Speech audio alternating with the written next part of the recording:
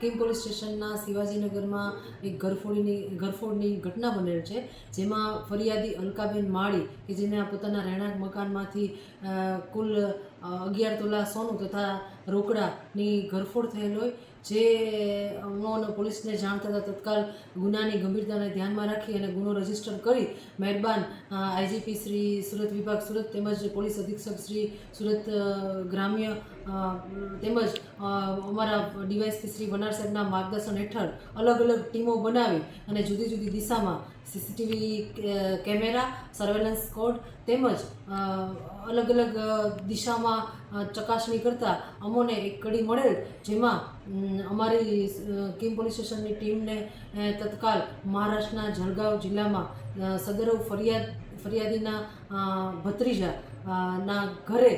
Local પોલીસની મદદથી તપાસ કરતા સદરવ ગુનાના આરોપી દીપક મહાજન જે મળી આવેલ હોય અને તેના પંચો રૂબરૂ પોતાના ઘરની ઝડપી કરતા તેમાંથી તેના ઘરેથી 5 લાખ રૂપિયા રોકડા મળી આવેલ હોય અને સદરવ ગુનો પોતે કબૂલ્યો હોય એવું આરોપી દીપક મહાજન જણાવતા હોય, જેથી સદરવ ગુનાના કામે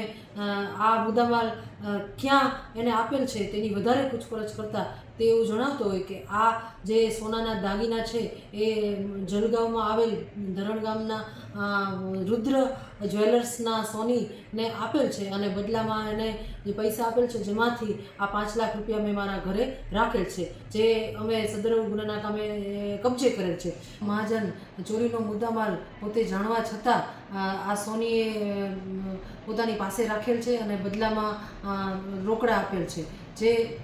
જે બાબતે સોનીની પણ ધરપકડ કરવામાં આવેલ છે અને સદરવ બંને આરોપીઓને ઓલપાડ કોર્ટમાં નામદાર કોર્ટમાં 4 દિવસના રિમાન્ડ મેળવેલ છે અને આગળની તપાસ ચાલુ છે. ફરિયાદી છે એ આરોપી એનો ભત્રીજો થાય છે, કૌટુંબિક ભાઈનો દીકરો થાય છે, એટલે ફરિયાદીને ભત્રીજો થાય છે. એના ફઈના ઘરે આવેલ હતો, જેથી એની બધી તાસીરે જાણતો હતો. તેમજ